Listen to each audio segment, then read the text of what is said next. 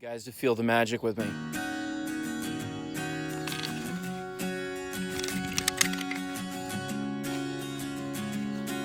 Keep going.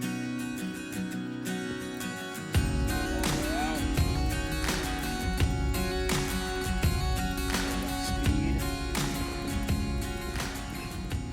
Normally there's a propeller on it, but I broke it. This is what I do when I can't handle life. And then you try and bring it in for a nice, soft landing. It's not the first airplane I've crashed. Hey sons, this is Jay Heck. Looking back on my childhood, there are two places that my heart really enjoys going back to because I knew that I had my father's heart. One of them was when we would go camping, we would go paddling our canoe down some rivers in Pennsylvania. And the other was times we would spend in the garage, fixing things, building things. I can remember when we went camping one time and I was kind of coming of age, and my dad was taking advantage of that as an opportunity to teach me about the birds and the bees. Now my dad's an engineer, so I was very surprised when we were sitting around a campfire and we've been, cooking hot dogs or whatever, and he pulls out graph paper and begins drawing pictures and explaining sex to me. And I remember being just like mortified. It was so awkward. And a park ranger came and sat down in the middle of the conversation. And it's not like we had the conversation in the middle of it. We paused it. But I just remember thinking, this is so awkward. Does this guy know what we're talking about? Is this guy a plant? It was just weird. But Dad, thank you.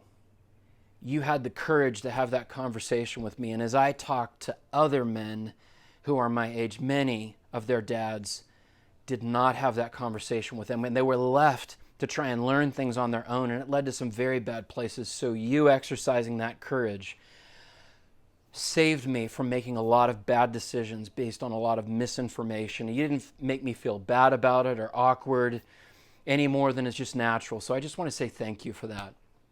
Another special memory that I had with my dad was we built an airplane. It wasn't a remote control airplane, but it was kind of like that because it had an engine. And I bought one of these at a craft fair, really almost kind of with some nostalgia about that experience with my dad. But this was a plane that we built from scratch. You would get it at a hobby store, and it was probably about that big. And I remember it being painted blue, but we created it from scratch, balsa wood. It was just super light. And I remember stretching the paper across the wings and being amazed that the wings were made out of something so thin and so easy to puncture. And it had strings going in through the wings and then would connect to the ailerons, which when you would go up or down, it would make the plane go up or down. And if you had some skill and you had enough speed, because you could also control the speed, you could make this thing flip and you would just go around in a circle. And I remember my dad having me practice just spinning in a circle and coming back like a ballerina, like that sort of a thing. Lost my mic. And just what joy that brought. Painting, every aspect of it was something to learn. How did it work? And what I loved about it is that it reinforced this idea that there's a way things work. When you're working with your hands, even when you're out camping, if you don't have the right gear, you're not going to be able to cook your meal. You're not going to be able to sleep comfortably at night. You're not going to have shelter when it rains. I mean, we made so many mistakes. And I just remember, okay, do not make that mistake again. How helpful it is for us to be able to have those lessons to look back on and for us to become wise. I look back now and I realize that if I gave a project like that airplane that we spent months building, if I gave it to a 16-year-old boy and I gave it to a 60-year-old man, the 60-year-old man would go slow and steady. The 16-year-old boy would probably move fast.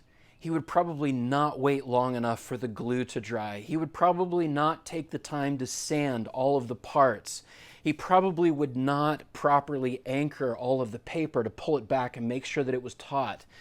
And in the end, moving at the fast pace, the 16-year-old would make all these mistakes that the 60-year-old wouldn't, because the 60-year-old just knows, you have to wait for this to work right. You have to take your time. It's just this golden, beautiful wisdom that older men have that in love they can pass down. And unfortunately, there's just so many of us who didn't get those lessons passed down, and especially as artificial as the environment is that many of us live in today, and as fatherless as our society tends to be, so many of these golden lessons are not passed down. So I just want to read the words, kind of the mission statement for a series of videos that I'm introducing here with this one that I'm just going to call the Being Sons Garage Father Project. Kind of the name was inspired by a friend of mine living up in Minneapolis, Minnesota, named Scott. Thank you for that, Scott. I hope you do your own Garage Father project like you were talking about. But here, listen to these words. I'm not the only father that's had this burden or this desire. This comes from a book that many of us know.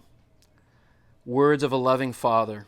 These are the wise sayings of a loving father, written down so you'll know how to live well and right, to understand what life means and where it is going. It's a manual for living, for learning what's right and just and fair, to teach the inexperienced the ropes, and to give our young people a grasp on reality. There's something here also for the seasoned men and women.